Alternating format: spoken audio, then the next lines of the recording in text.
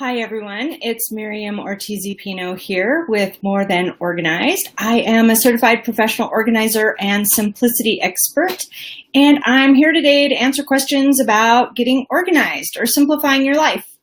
And so I want to give just a moment for people to join, share if you like. I'm going to share real quick and see what's going on. All right, here we go. Let's see. I have a question. Edit answered. 5. Now. Okay.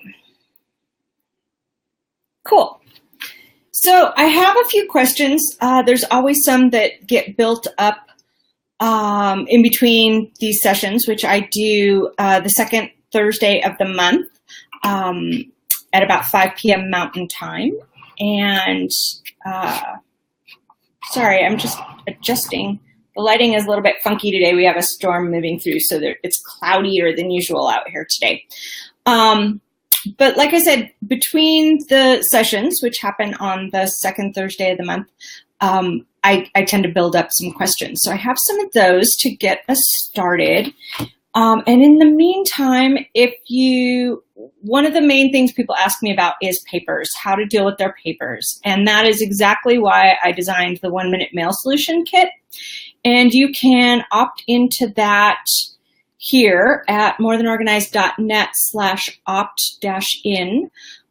It will get you right to the form that'll get you signed up for the 1-minute mail solution kit.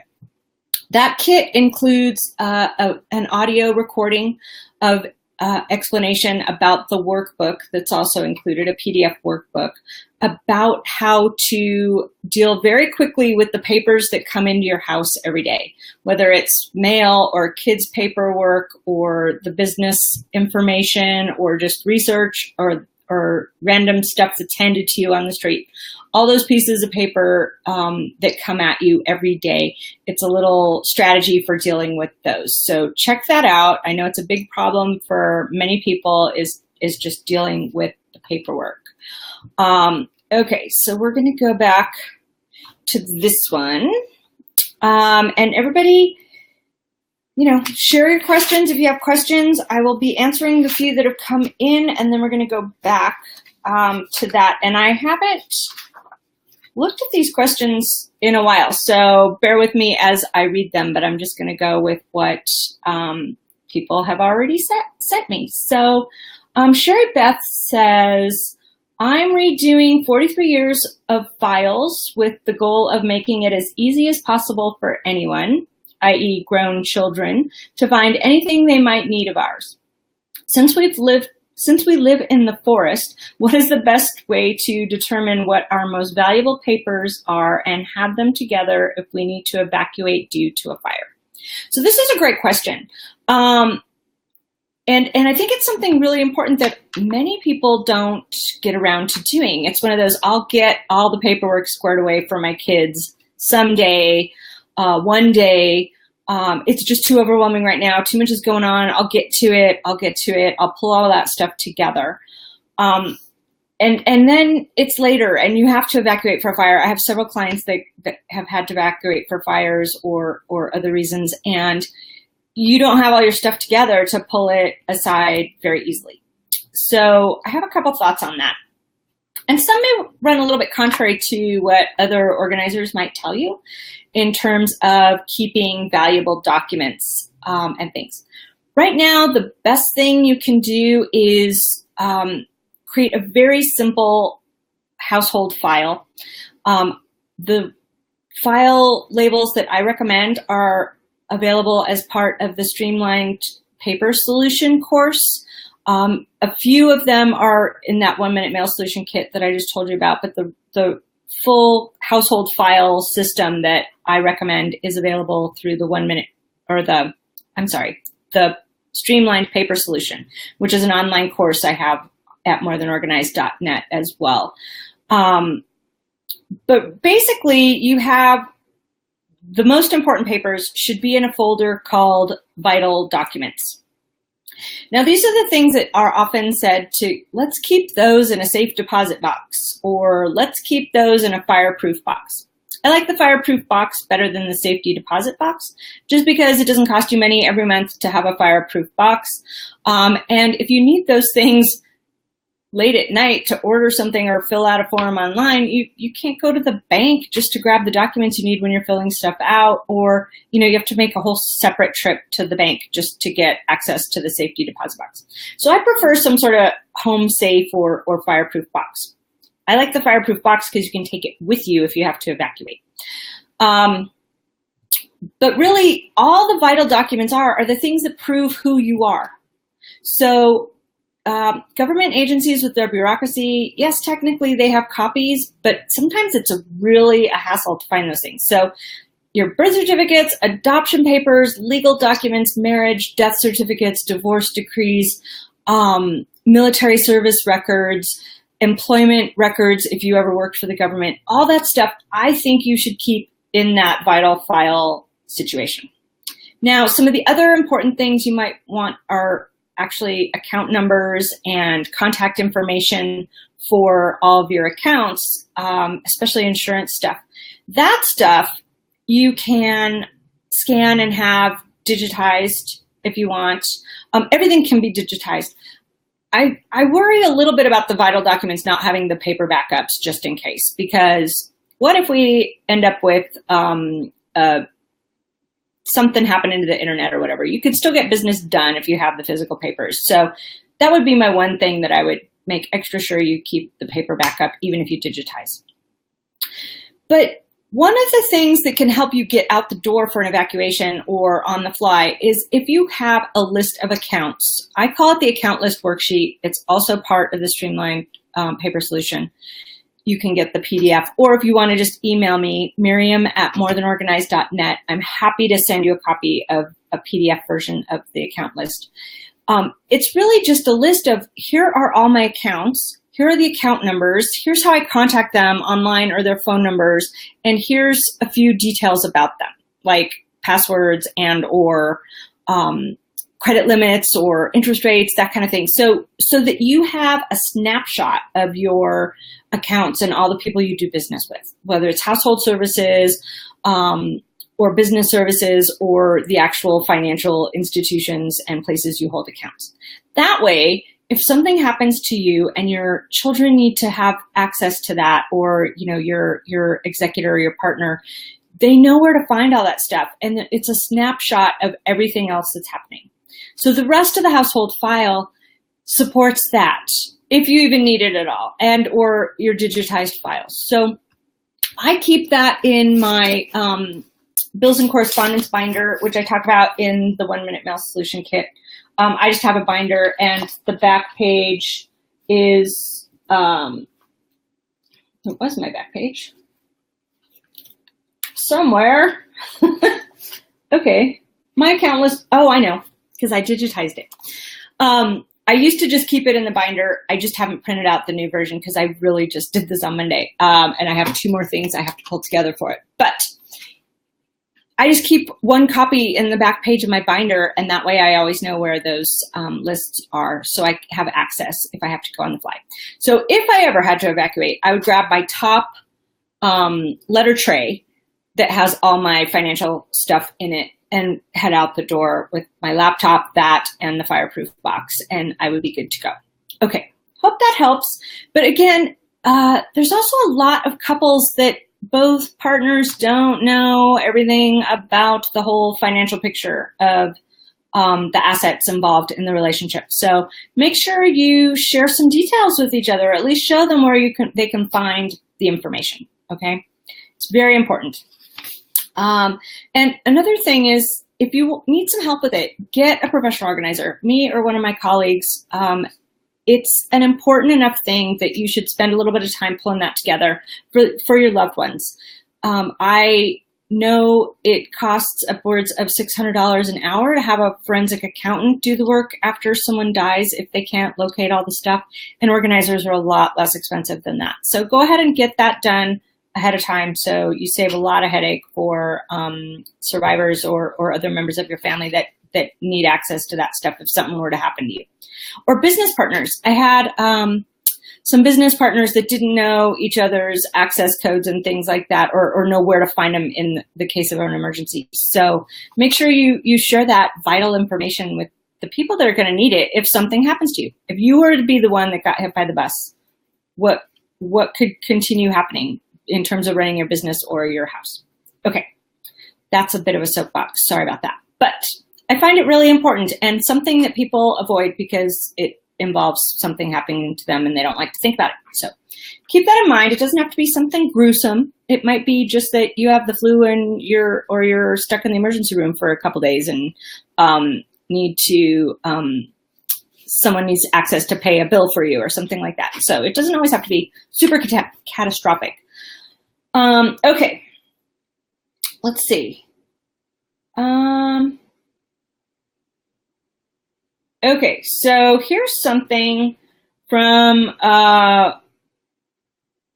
this one's from a while back, but it kind of ties into the same thing. So this is a question from George. George often listens to all my free stuff. Hi, George, are you here? Okay, George pays over 40 mortgages a month. The lenders have gone over to paperless statements, but there's still a feeling need to print them out. How can I get my head around the shift to paperless statements as I enter them into QuickBooks and do my monthly filing? I do all the principal, interest, and impound breakdowns each month. Okay, so this is something, especially some of my older clients struggle with, is when do I print out versus when do I leave it electronic? And my best solution for this is to mirror the filing system on your computer that you have in your house or that you used to have in your house. So if you're dealing with a bunch of mortgages, you could either have a folder that was mortgages and then subdivide it by month, so you're still just dealing with a month's worth. 40 sounds like a lot. You must be quite the real estate mogul, George. But it's still this basic principle. You have mortgages, you have a statement, and it's by month. So you can do it either by property or by month. Whichever way makes more sense to you, it does not actually matter. Whichever way is more convenient. Then when you get the email notice about that statement being available, you download it into that folder. Or if it's attached to the email, you can just drag the whole email into a folder within your email program, and they're all available right there. Or you can send it to Evernote or your Dropbox, whichever way you want to do. But just think of it in terms of it's still a filing cabinet. It's just digital on the computer. So you just mirror the same thing you would do. And there's no need to print it. You can look at the information and transfer it to your QuickBooks. Because really all you're doing is verifying that they got the numbers right when it gets to QuickBooks. At least I hope you have it automated so it's automatically sucking in. You're just verifying that it's in the right category and adding it to your transactions. Okay, hope that helps. It's just a matter of keeping it as simple as you possibly can. That seems like you might want to do it by month to me. I don't even do that with my online statements. I drag everything to a folder that says statements that comes via email, and anything that I have to print out goes to a web receipts folder as a PDF instead of printing. So I pretend like I'm going to print it, and then I just send it to my web receipts folder. So it's all there and searchable after the fact. And once a year, I kind of gather the whole year and put it into a year folder. So when I have to look later, I have it at least broken down a little bit. Okay, hope that helps. Now this question, let me just double check if anyone's asked a question on here. I have to look at a couple spots. Oh, I know. We can do, how do I do this? Here we go. You can put it on there and I will be able to see it. And I'll just check the other spot to see if anyone asked a question on my page where I shared it too. And feel free, you can still ask a question while we're here. And here we go. What do we got? Any questions? Huh. All right. No one's asked a question on there. So we are good for now. And I have another one that's piled up, so we'll go ahead with that. I'm saying a lot today. Not sure why. Kristen asks, I have been good about sorting my mail as it comes into my trash and recycle bins and using the indecision basket. But when my indecision pile gets huge and I find I want to sort it into smaller categories, I'm wondering if there's any suggestions. Make more categories, subcategorize, etc. What would you do? Okay, so if you've looked at my 1 Minute Mail Solution Kit, you know that one of the kind of bonus power-up tips is to create a pile of indecision. It's something that you keep the things that you haven't yet decided about. Because if you're making quick decisions, you want to keep moving, and there's always going to be some stuff I'm not sure. It's interesting. I don't know. I've checked with some other people. I need to finish this project before I make a final decision about that. You just want to keep that stuff that you haven't decided about and is not part of a current thing off to the side so it's not in your way. I use, my favorite, don't worry, this is not actually my indecision basket. I just can't reach it because it's on the other side. But I use these old-fashioned wire letter trays. Love them. This one is actually my to enter basket. I'm a little behind on my scanning. But I like it because it's about 2.5 inches deep, and it's just enough that if you wait till this fills up and then you go through it, it can always stay at about the same height. And it does. My pile's almost always about half of the basket because if it ever gets to the top, it's like, whoa, I waited too long. I got to get to it. And I make myself go through it within the next day or so once it fills up. Also, it becomes self-correcting because as you go through it, the stuff at the bottom never made it to the top. It never really got important enough to work on. And so it gets decided against and it becomes easier the more information you have. And it's just a matter of getting in the habit of looking and reviewing that pile every once in a while. So no, I don't necessarily think you need more categories. There's very few exceptions to that. Sometimes the things need to get a project folder. So I think I've showed you before. Do I have a good one? I have, where is it? It's here. So I have a project. I am working on my blog audit. And this is the one I'm currently working on. I'm redoing this post. But the rest of it is here. So all the stuff about my blog audit is in a folder. And every time I get some more information about how I might approach it or details of some technical issue about it or ideas for new blog posts, it just goes into the folder marked blog audit. That way, when I'm working on it, I grab the folder and it gets done. And for a long time, some of these pieces of paper were in my indecision pile. I couldn't decide what I was going to do. So once I decide to start acting on a project, I create the folder and gather everything in it. And then when I'm working on it, it moves to my working project file. And that way it's right here. So these things are always what's in process. And it's even labeled projects. So I only have 2 to 3 in there at a time. And the other stuff that hasn't worked its way up to project level is in the indecision basket until I make that decision. So I hope that helps with the when to create something new and how to subsort something that's indecision. The important part of it is that there's a flow. Papers come in, you're not sure, you can put it in the indecision basket. It's not in your way in the meantime. Okay. And just a follow-up to that is also from Kristen, but what's the best way to store the following in no particular order? Non-photo paper memorabilia. Best way to store memorabilia that is not photos in an archival bin of some sort, if you even need it. So some memorabilia is kind of cool and fun to display. I would display it whenever possible because you should enjoy the things you're remembering. If it's artwork, maybe it can be framed or grouped together into some sort of collage. If it is something like clothing or trophies or that kind of thing, I just get a little bit bigger box that kind of matches a photo box and keep it in there. You might, if it's kind of archival, you can get archival boxes or polypropylene plastic boxes that will not have the acid issue and help keep critters out.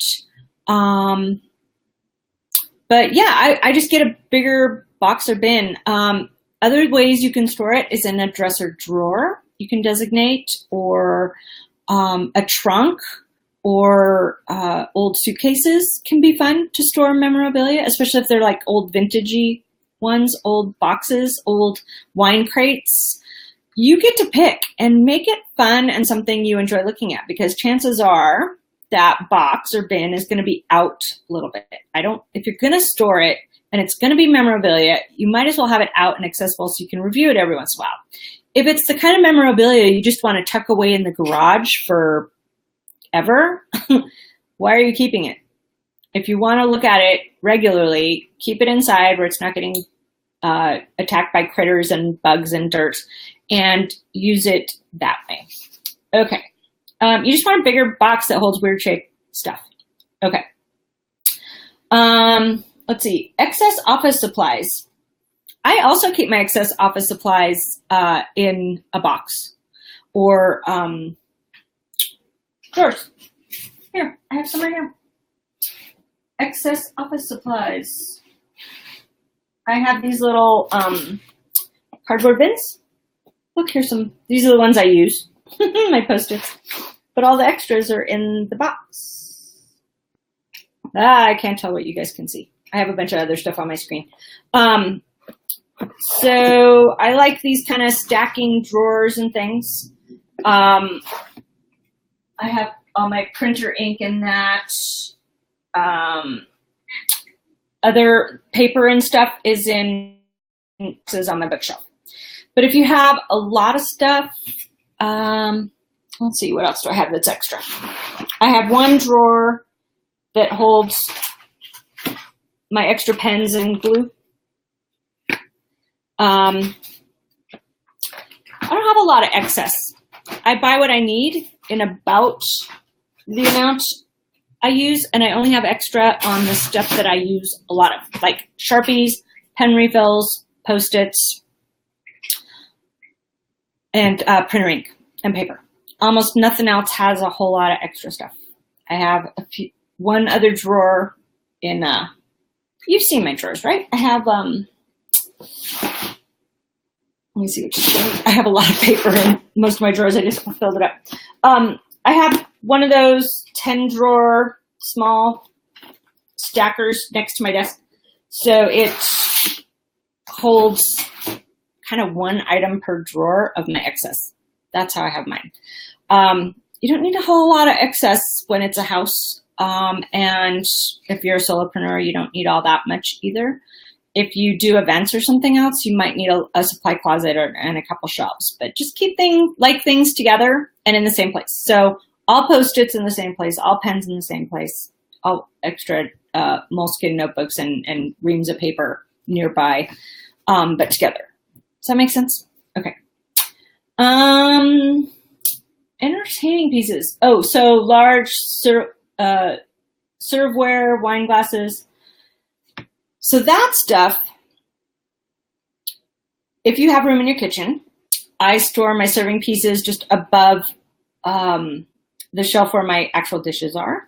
If you have a lot of extra, they're really large, they can go either on the very top of the cabinets or in a lower cabinet. I find most people have way too many serving pieces. They get a lot of pretty ones or extra ones for some special occasion, and then they keep them. I'm a fan of having just some real basic pretty ones, glass or white or something that matches your decor decision for whatever reason. And having, a couple serving platters in large, medium, small size, and a few bowls in large, medium, and small size. And then they mix and match. Not 100 different varieties of serving pieces. So the large ones, if you don't have room in your kitchen, can go on a shelf in the garage or in a linen closet if necessary. But you want to keep those to a minimum or displayed out where they're pretty. you can always hang your turkey platter on the wall with a plate holder if it's pretty enough, and then just take it out for Thanksgiving Day. You know, there's a lot of ways to deal with that. Extra wine glasses and stuff, I would say, do you actually use them? I mean, I drink wine, but I don't entertain that much. And so I have 8 wine glasses in 2 different sizes, and they're just on the shelf. So sometimes if you get rid of some of the swag, the stuff we all get items from your cabinets, you will have room for your actual wine glasses. That swag stuff usually appears in the form of pint glasses, wine glasses from events, and mugs that you get for all occasions every time you go to an opening or a new place or a networking event, and they give you extra mugs. So check on that. Get rid of that stuff, and then you have room to keep the stuff you're actually going to use. Holiday decor. I have 3 bins of Christmas things. None of them are giant bins, not those giant tubs. They're bins about that big. They have all my ornaments, my garland, and my lights for outside. So just the 3 bins stacked in my closet is how I store mine. I don't have extra holiday decor. I already addressed that. I switch out the candles, and I add some garland and lights, and I don't have specific Christmas entertaining things or holiday things. I use silver, blue, and white for most of my entertaining. It covers most holidays, and then I don't have to worry about storing a bunch of different kinds of holidays. It's all intermixed. It lives in my serving pieces area, and that way I just pick if I'm going to use the white, the silver, or the blue. Hope that helps, because that's a hard one. I find a lot of people have a lot of different holidays that they have very specific things for. And if that's you, that's great. Just gather each holiday into its own bin and keep it like that. But if you really want to simplify, try not going theme. Try just saying it's a special day, we're all going to get together, and using your regular stuff. How about that? Switching out just one set of candles is so much easier. All right, I think she has one other thing. Pet supplies. Again, you want to just keep like things together. All my extra cat toys are in the drawer of the coffee table, and the cat food and litter live in their places. And that's all we have. Oh, there's a cat bed in the closet where the cat actually sleeps. Nothing else. Extra pet supplies. There's no need to have extras. They eat, they poop, they sleep. What else do you need? Little bit of play. That's all. All right, I think that's about all the time we have. I want to check one last time, real quick, see if anyone put up a question. I'm not seeing one, so I think we're going to be good. But hopefully I'll see you next month, same place, same time, the second Thursday of the month at 5 p.m. Mountain Time. We will be here answering questions again. In the meantime, if you have questions, you can send them to Miriam at morethanorganized.net or post them here on the Facebook page, and I will add them to the list for next time. And tell all your friends, join us whenever, and you can always join us as well for More Than Organized Mondays at 11 a.m. and where I pick a topic and I rant for about 10 minutes. It's really fun. You should join us. All right, one more time too, if you want access to all the free goodies and things on the More Than Organized website, you can go to morethanorganized.net and peruse over there and get all the information you need. Thanks for coming by. Don't forget, August 10th. See you then.